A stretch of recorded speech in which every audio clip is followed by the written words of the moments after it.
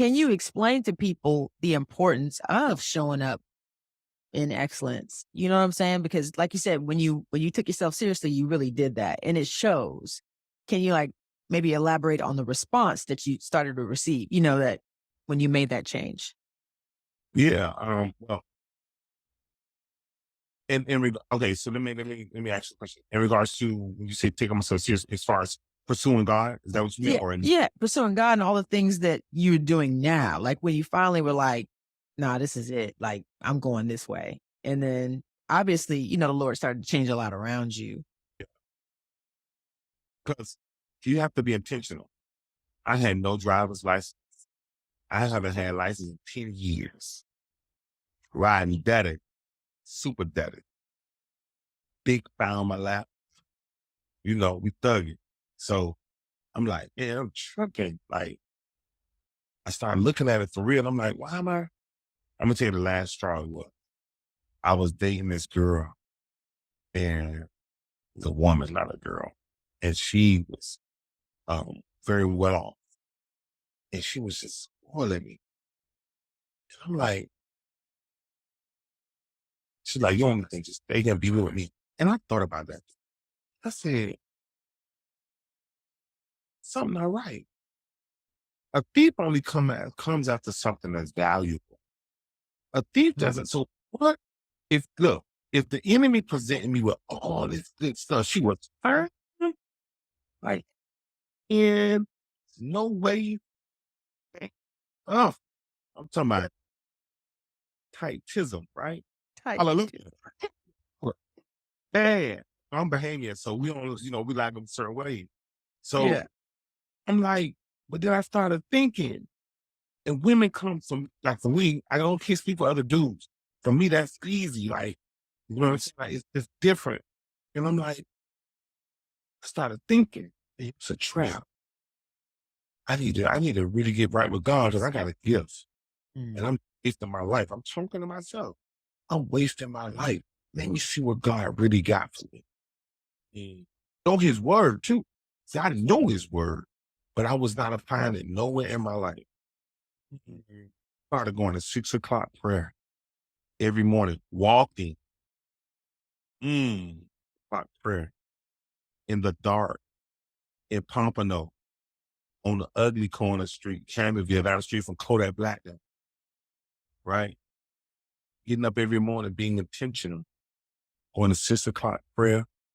I got serious in church, like helping with marketing, because I have a background in marketing and strategizing, helping people brand their companies and stuff.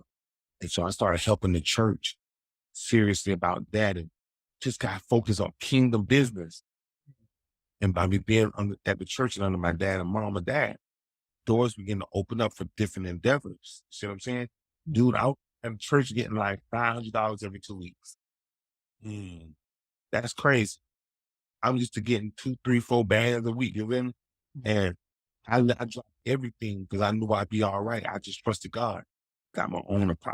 I left, lived in my dad. I'm at my dad's house, right? We outside playing dominoes because every Tuesday and Friday, that's what I do. You know, I just keep it in hood. I'm at the house where you saw me sitting on the roof. Yeah. In the video, yes, sir. Yeah, that's where I'm at. I'm in the middle of Carol City right now. So I slept on my dad's floor because I needed accountability. I need to be somebody to hold me accountable.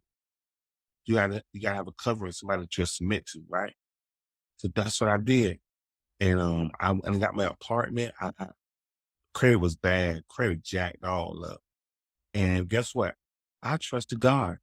The dude told me when I went to the apartment complex, we got 90 people on the list, 92 people. I'm like, listen, but I ain't them though. This is how I'm talking. I'm not them. Man, my church right down the street. My church is down the street, so this is perfect for me to be right here. I can walk to church, whoop, whoop, whoop, whoop. Mm. And man, I went in there, chopped it up with him. How about dude call me that next 3 days? Hey, we got two of them for you. Two. Mm. Hey, I ain't had a bread to move in, y'all.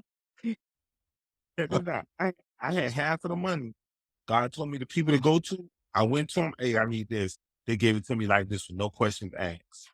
Because when Wow. God erection, that person's already ready. Jesus said, hey, go around the corner bust a left, look to the, it's a donkey over there, telling the masses in need of this. See what I'm saying? Same thing. He told me who to go to, and I did. And got the apartment, man. I'm just telling y'all, like, everything just went to locking and loading when I got serious about him. Intentional. Then somebody started. Yeah. I don't want to go too much into my story. I'm sorry, I don't know if you got more questions. My bad. We're No, you're good. good. You're good. Listen, you tuned into The Fixx, your source of fake infused hip hop, R&B, and poetry, right here on SiriusXM, channel 154, kicking it with DJ Focus and Dice Gamble. Also with the super talented Otis Kemp. We got to go to break, but we'll be right back. Keep it locked. You tuned into The Fixx. And the fix is in. You tuned back into The Fixx, your source of faith infused hip hop, R&B, and poetry, right here on SiriusXM, channel 154, Holy Culture Radio. And listen, DJ Focus and Dice Gamble talking with the super talented Otis Kemp. Listen, Otis, man, you've been dropping gems, man, but we got to talk about this music before we let you get out of here, man. So first off, talk about, some of your musical inspirations growing up, and then how you got into music and your particular sound too as well, because your sound is different, bro. So, take us back down memory lane, who's you listening to coming up, and how did that inspire your music, and then talk about your music. Let's go. My number one favorite was John P. Key. Wow. That's my favorite. I had never heard anybody like John, just vocal acrobats that he never missed notes, just perfection. Him and Isaac and Will, the whole, VIP choir. I'm a commission fan. The Winans. Marvin Winans' pen game is sick. You know what I'm saying? I pay attention to lyrics and content and substance and melodies. I'm a Stevie Wonder fan, guy. You know what I'm saying? Jodeci, mix it up with some Michael Franks jazz and some Andre Crouch, and give me some Betty Carter. And on the hip hop scene, I'm from the South, so 8-Ball, MJG, Scarface, Trick Daddy. You know what I'm saying? Those are my favorites. People like that, of course. Fat Boy, Ross definitely, played a big part in my life. You know what I'm saying? Because that's my brother. Mhm. That's wild. I love everybody you just mentioned. I've been to half of those concerts, and I enjoy myself. Mm-hmm. Yeah, when I went to 8-Ball and MJG concert, man, I had to, nobody, because I've never been a fan of nobody. Man, they shirt off. I'm like, but don't nothing there by nobody. Boy, I'm like, that's boring them though. You cooking. You know what I'm saying? When he came at 8-Ball and MJG, I'm like, you need to put a check with a check with a check, get your thing sprayed wet, hit the block 55 times. Sir. Yes, sir. Just like Kid. Yes, sir. Yes, sir. Yeah. I'm a huge Ball and G fan too as well, UGK as well. So you listen, listen, you taking me back to my Cuddy Mac and my Monty C days. I'm trying to stay sane now, man. Don't do me like that. I'm trying to stay sane. That's good. You know what? Like when Tila came out, with Tila album, oh my God. The production that Suave House had, shout out to Organized Noise too. Yeah. I'm a Goody Mob fan. Me and you, your Kill cousin. my man, you cousin too. Riding down the strip. The whole Goody Mob, you know what I'm saying? What's CeeLo CeeLo thing? What is a heap of hip and the fried chicken, macaroni and cheese, and collard greens too big for my jeans. Smoke steam from under the lid that's on the pot. Ain't never had a lot, but thank you for the little that I got. Why not these fast food got me feeling sick? Them boys think they slick, trying to make that thing affordable. I think the Lord that my voice was recordable. So So I that thing, get them. Yeah, so I love Uncle Luke, the whole, Miami music base. I'm from Miami, so I love it. You know what I'm saying? man. I ain't gonna tell you about a Luke concert I went to in Indianapolis. Changed my life. Changed my whole life. So you're in Indy? No. I mean, I was going to school in Indianapolis, and I was clueless, man. But Florida showed up. That's all I gotta say. That's all I gotta say. That's those right there. Right. Man. Man, so talk to me about the fashion now, because I don't know, have you always been into fashion, but you've been sporting some fire outfits here lately. So is that in the future? Are you going to drop a brand on us? Like, do you already had a brand ready to go? I mean, what's crazy is, well, how we grew up. If you couldn't dress, you can't ride with us. Like, No, that's real. That's a real thing. No, seriously, that's a yeah, real. yeah, like you can't hang with us. And my name is fashionable too. Like, I'm from Carol City. We've been like that. We've been wearing polos and ballads and then shorts. You know what I'm saying? Like, so I don't know. That's always been like wardrobe because I always felt like this. Look, I ain't had a hazel eyes. I ain't got the curly hair. So I'm gonna hit the weights, make sure this melanin crispy, and I'm gonna be clean. You feel me? And make sure my teeth white.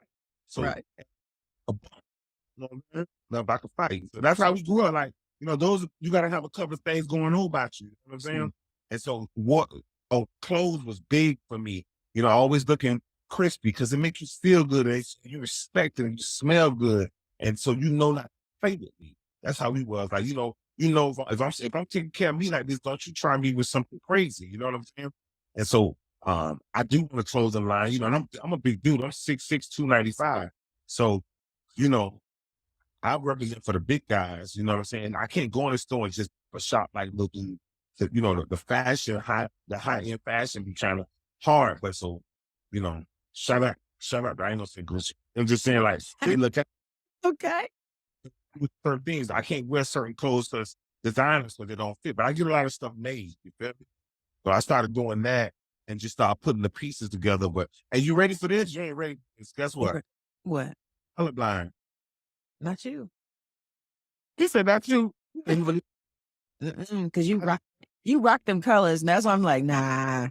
And they look great on you, by the way. You colorblind? Yes, I don't know how I do it. I have to ask people like, what this color is? This blue or purple? Like, yeah, dude, it's crazy. I ain't never tell nobody that y'all got the first. We got the exclusive.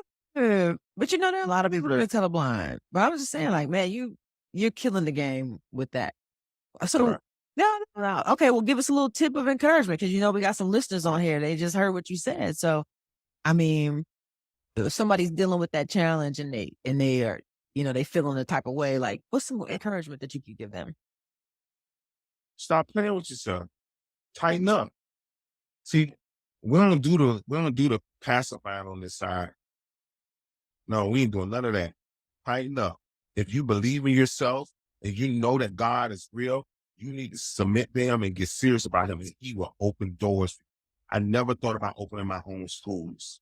Never opening private schools. I own 3 private schools. Appleseed's Performing Arts Academy. I'm the one that got kicked out of every school in Miami. You understand? God, I'm like Moses. You know what I'm saying? Like I'm like, you know what I'm saying, tall. Like God take the worst and make them something for his use. So whoever's out there dealing with what you're dealing with, you don't have to stay there. You're choosing to stay there. And that's how I had to look at my life. I had to talk a tough talk with me. I had to say, wait a minute, time out. You're telling me I have an option, right? To live a life of freedom in you and not be in drugs, be bound. And I'm choosing to be bound. I'm choosing this. You're telling me you'll give me life eternal, everlasting in you. And I'm choosing hell. How stupid can I be when there's a choice? I ain't got a choice to work, man. Don't work, you don't eat. But I have a choice to choose Christ. He don't want to change how he made me. He want to change my heart so he can show me how to live properly. See, that's what people need to understand. It's not how you dress, it's how you live it.